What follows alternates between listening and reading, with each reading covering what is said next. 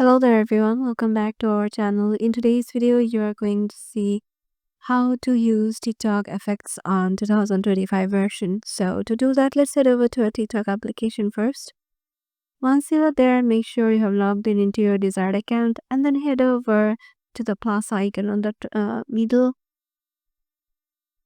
And once you are there, head over to this effects you have to scroll to the right and this effects will arrive, and from here you will find view all effects. Go to effects and now you can use any effect you want. So yeah, this is how you can use effects, and you can also search for trending or create a new effect, or there are some AI effects you can also try. Funny effects, type some different effects you can try in here. You can also search for effects according to your need.